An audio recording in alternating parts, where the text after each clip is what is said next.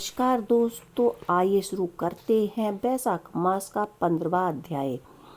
ऋतुराज देव जी कहते हैं कि एक दिन काम्य वन में दो वेश्या और कृष्ण नामक मुनि वहां आए, जिनमें से एक वेश्या को तूने मार डाला और उसका सब धन छीन लिया, और दूसरे को अपनी जान बचाने अपने धन को कहीं लात पात्रों में फेंक गए।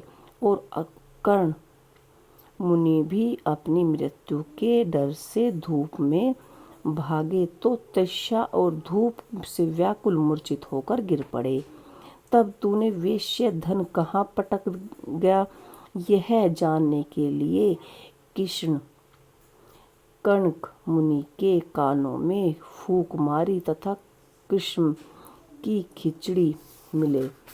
इसी तरह से तुमने अनेकों पाप किए और गड्ढे के जल से उनके नेत्र धोए और पंखे से हवा करने लगा। तब मुनियों ने स्वास्थ्य चिंता हो जाने पर और तेरी पूछने पर वेश्या का धन पेड़ों में फेंक कर भाग जाने की बात कही। तब तू मुनि को सुखपूर्वक चले जाने को कहकर गहने वन में चला गया। यद्यपि तूने अपने कार्य सिद्धि के लिए मुनि की रक्षा की थी, तब भी उस पुण्य के प्रभाव से तेरा जन्म महापुण्यवान विशाल राजवंश में हुआ।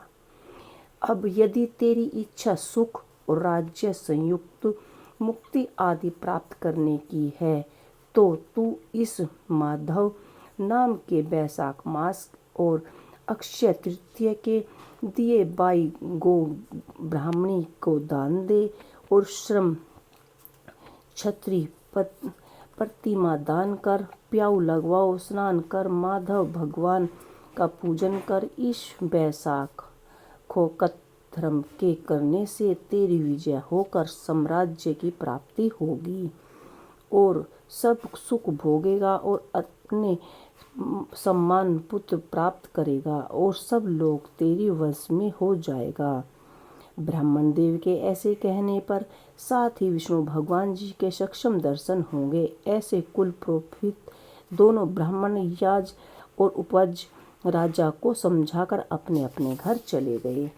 तब राजा ने अपनी पुरोहितों को आज्ञा के अनुसार अपने बीच में आई हुई सेना को संग ले अपने संपूर्ण कुटुंब सहित पांचाल नगर में प्रवेश किया और वैशाख के सब धर्मों को करने लगा।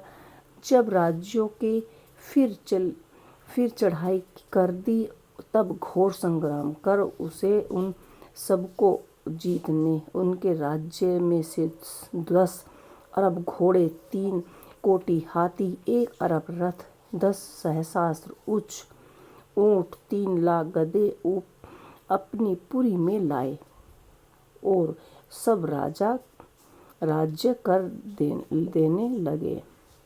मधुसूदन भगवान की कृपा से वह चक्रवर्ती राजा हुआ तथा उसके 5 पुत्र बड़े गुणवान, सूर्यवीर और उदर धृष्टद्युम्न, विजय, चित्रकेतु, मयूर ध्वज नाम के हुए। संपूर्ण प्रजा के अनुसार और विश्वास करने लगे।